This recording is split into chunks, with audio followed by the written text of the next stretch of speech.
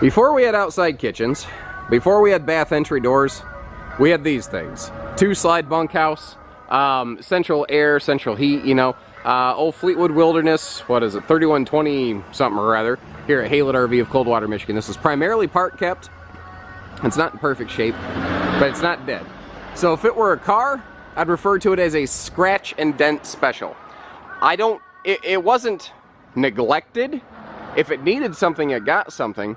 But it also did not receive proactive care and maintenance. Rather, the folks tended to be rather reactive in their care and maintenance. And where you can really see that is kind of right here. I don't know how well it's translating to camera, but one of the things we do at Skylight RV is we go out of our way to kind of let you know the reality of the situation. At some point, there was some kind of seam failure here, which did allow water penetration in this wall. Now, the wall still feels pretty solid, but you can obviously see that it did have a leak there, and I'd rather get this conversation out of the way. I think the RV is still very campable. I'm not really concerned about that. But I am concerned that you have good expectations when you come in. Another thing I want to note is the park that this came from is notorious where people will put like a hard shell awning on it. So the original factory awning is removed, and this RV has no awning in its current state and condition. Quick little peek before I open the slides up. I had a chance to get to this one before it got fully parked and staged. You can see right here, they did build this so that you can completely walk through it. If you need to pack up your kitchen, you need to pack up the bunks, you need to get yourself ready to go, to rock and roll, to go camping, you can get to basically everything in this thing. You will not easily access this clothing pantry space, but maybe you could just kind of pile some stuff on the beds till you get there and then load it up, or vice versa, or something like that. I think that it is more accessible than it's not, and that'll serve a number of people pretty darn well. This is one of those campers where if a dealership would bite their tongue and not tell you the whole truth and nothing but the truth, so help me God, you'd be like, wow, I really found the deal, the diamond in the rough. And again, it's not a bad camper, but we are trying to be fair here. We've gone out of our way to advise you what's good about this, what's not good about it. We're also going to walk on the roof because there's some things up there you need to know about. But generally speaking, if what you're looking for is a very inexpensive camper to take a big family camping, or you have something you just want to leave on a site park somewhere, there's nothing wrong with this thing in terms of that sort of use. There's nothing wrong with it that it doesn't function. There's things I'd like to see better about it, but frankly, those things that are not stopping you from camping are also saving you thousands of dollars in this case. So as I mentioned, outside we've got central air and central heat, and another thing that we have going on here is a surprisingly respectable kitchen. Now, before I get too far off track, you also do have a nice chunk of storage space around the entertainment center, more so actually than in more modern, recently built campers, because this was made before flat screen. So things like all of your cabinets here are actually much deeper to accommodate old style TVs that aren't in production anymore. And I was shocked. The little CD tray right here appears to still work, but how about that? A CD AM FM stereo. That was good living back then, buddy. Now, the folks went through and they had done some updates. There's some really good things about this camper. I'm not trying to be all negative about it, but you folks deserve to know the history of it. It's not every bulb, but basically as bulbs were burning out, and I don't have an example here, I'll try to spot one, they were replacing the incandescent bulbs with some LED swap outs. So, you know, they were keeping on top of things as it needed it. Again, they just tended to kind of wait until it needed it. Now over here, you've got all the lower counter storage that they could possibly offer in this thing, and I love that overhanging breakfast bar. I'm always a sucker for that. And all kinds of drawer space. Now, when this was built, having full ball bearing glide extension drawers like this was not normal in a family bunkhouse camper. This was far more upscale than many other things built during this time period. We were a Fleetwood dealer for 14 years back when Wilderness was a true Fleetwood and not the sort of rehashed Heartland name that it is today. The like over here, I love this. The pantry space right here, adjustable, removable shelves, and that's an additional hanging rack. So if you just need maximum clothing storage, you got it. And they went through and replaced the standard fan up here with a larger max air vent fan to give you some sweet, sweet airflow. Now over in this neck of the woods, you can see that this is an interesting little pass-through closet. You can use it either as pantry space, kid closet space, but it really is the thing that helps define, here's where the living room ends and where the bunkhouse begins. So from there, we kind of cross the threshold into the rear, bunk bath area. Now you see you've got this privacy accordion right here. This was made before a lot of folks felt that we really had to have a hard sliding door to enclose that off. So I'm going to kind of isolate a couple different sectors at a time. This has what I refer to as an open split bath, where right here you've got your sink outside of the shower and toilet room, and what that allows for is more people can be doing more things at the same time, which in a big family camper, if you got a lot of people in here, that matters. Now, this is another of these big hanging closets with a drawer below, exactly like that, other than the removable shelves over here that you saw in the kitchen. So there's actually a nice little mirror image split duality about things going on. Now right here, we've got our primary bathroom area, and that's a nicer porcelain foot flush stool, which, once again, in this size, class, and category was not common. And the shower sliding door looks like it's maybe seen better days, but when you slide it shut, it still gets the job done.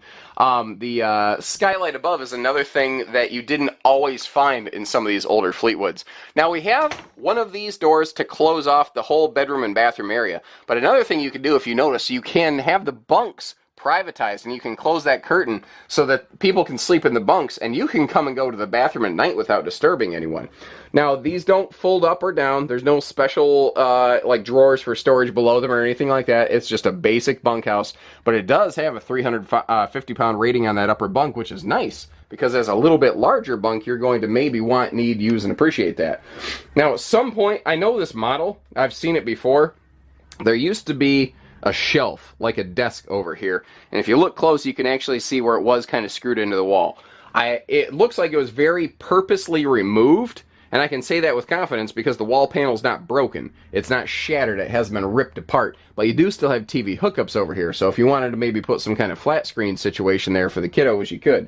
Now over here, once again, this is that pass-through pantry to, bunkhouse closet thing that we looked at. And on this side, it's mirrored, which really helps make the bunk area feel a little bit bigger. But the dual dresser drawers here, one drawer for each bunk, I think is a really smart on-point feature. Moving forward, naturally, our dinette and our sofa can fold down into extra little bonus sleepers. I do like that power outlet down there. In modern terms, you're going to use that for a lot of phone chargers that probably weren't as common when this was first built. So it's interesting how the floor plan has stayed current. Now, you do have storage below the benches. You can see how that one's got an easy access door there. And then you have storage above, which is a classic thing a lot of brands don't do as much anymore, especially in freestanding table models that you don't usually see in bunks anyway. Now, you can see that silvery handle on that sofa right there. That sofa front can drop down to reveal full storage below the sofa, and that's a little bit longer jackknife style bifold sofa. Again, we've kind of looked at the entertainment center. Simple, basic, effective. This was not built with the idea of entertaining and watching a bunch of TV, but you also have a sliding privacy door here, so it's a middle entry bedroom, which isn't as common anymore. You tend to have to, come in on either side of the bunkhouse in a floor plan like this in today's market. And overall, up here in the front bedroom, it looks pretty darn good. I like those big open side stands for CPAP users. And this is a shorter Camp Queen. It does have, originally had a very easy lift bed. Over time, the struts have been kind of worn down a little bit, so it's still not the hardest thing to lift in the world, but if that's a real concern for you, you might just need to replace a couple struts real cheap to get under there simpler and easier. So outside here, we've already talked about the historical water penetration delamination. I don't see where it's leaking currently. That being said, with what I've seen on the roof that you will see in a few minutes here, I think that if neglected, it could very well leak again in the future, and in the somewhat near future. I think that this is what I call, again, a scratch and dent or a TLC special. It's okay in its current state, but it's going to need someone who knows how to properly take care of a camper, who's willing to put in a little elbow grease every now and then to keep her up in good working order. And I don't think that's really a terrible expectation, but I think you deserve to know what that expectation should be. Somebody spent a good chunk of change putting some slide-out awnings on this thing, too. That is a pretty cool feature. Now, there's no special heated underbelly. There's no special insulation package or anything like that here. Now, this is kind of cool. There's actually storage under that side of the dinette from the outside. Remember, there was a storage door on the other side of the dinette from the inside. Little outside utility shower. Here's a neat little fun camping hack for you. Put a curtain rod right here and one of those sliding shower curtain doors between the two slide outs, and you can actually have a little grandkid hose-off station if they've been in the lake or something like that before they go, you know, trouncing through the whole camper smelling like turtle slime, as it were. Not that we smelled like turtle slime growing up when we camped, but we smelled like turtle slime when we camped growing up because we camped in a gross, mucky lake, and I was young, and I didn't care, and I had a ball. Every kid should get to go camping. Now, the tires, if you're going to just leave this parked somewhere, as these folks did, are probably fine, given the age of the RV and the fact that it has sat in one place for a while. If you do plan on some towing and going, you are probably going to want to replace some tires. Once again, I'd just rather you be aware rather than have a flat on the long side of the road on your first maiden camping trip or something. That's not what I want to have happen. One thing that I am happy to see, and more feel rather, is the solid nature of the roof. I've walked all over it, I've toe tapped around every fixture. I can't find any soft points on the roof anywhere. However, it sure wouldn't hurt this thing to have the roof cleaned and maintained a little bit better throughout its history. That is something that this one certainly has not enjoyed, but that's also part of the reason, you know, we're not asking 10 grand for this like the suggested book value will be, but I think 60 to 70% of that. It's okay. Now, this is what I call, again, I've called it a scratch and dent special or TLC special. It's all right, but it's going to need someone who knows how to take care of something to avoid it being not all right. Like the roof, this is on top of the original roof membrane. They had the roof professionally coated several years ago. Problem is they didn't keep on top of cleaning and conditioning it, and you can actually see where even the roof coating itself has kind of, you know, given up the ghost a little bit. So the question is, what can you do with that? Well, the very inexpensive option, which I think most people buying this camper are going to be more interested in the inexpensive option. I know I would be. I'm not judging. That just makes sense.